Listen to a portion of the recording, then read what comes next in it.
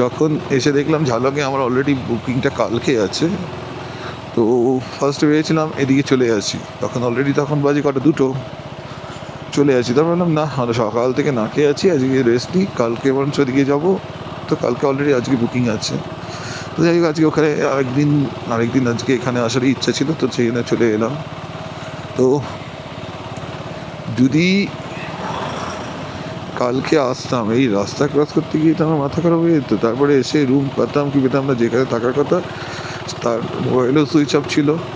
তো সে কালকে রাতে তার সঙ্গে কন্ট্যাক্ট হয়, তো সে অলরেডি রুম ছিলও না, কোথায় থাকতাম কী করতাম। দেখ, ভালো করেছি কালকে আসিনি, ডিসিশনটা গুড ছিল। আজকে সকাল সকাল বেরিয়ে এদিকে এগোচ্ছি, এটাই বেস্ট ডিসিশন। আর পাহাড়ি রাস্তায় আমাদের মনে হয় রাতের দিকটাতে অ্যাভয়েড করাই ভালো, কারণ কি রাস্তায় কোনো সমস্যা নেই, কিন্তু এই রাস্তাঘাটে পাহাড়ি রাস্তা তো রাত্রির দিকটাতে আসাটা খুব অসুবিধা হয়। যারা রেগুলার চালিয়ে অভ্যস্ত তাদের কথা আলাদা।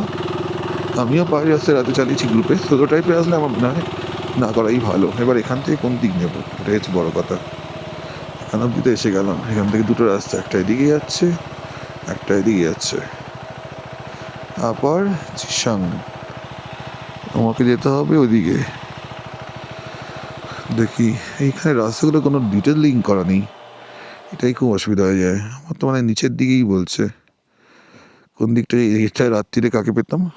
তো পেছনে মানে এক দিদি আসছে, ম্যাপ তো বলছে সোজা, কিন্তু কোন দিকে সোজা, এই ওপরেরটা না নিচেরটা বোঝা যাচ্ছে না।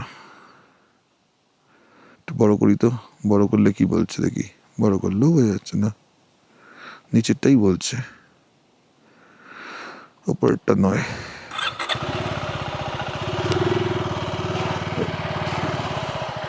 তোরে ইধার তো, তোরে ইধার, টোরে ইধার, থ্যাংক ইউ।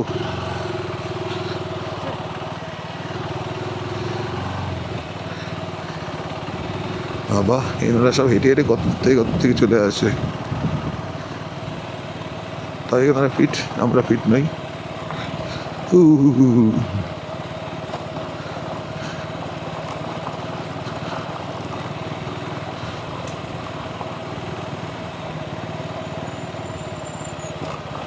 তবে এদিকে ম্যাক্সিমাম রাস্তাটাই এখন অব্দি অফ রোড, রাস্তার কাজ চলছে, আশা করা যায় আগামী 2-3 মাসের মধ্যে রাস্তাটা হয়ে যাবে।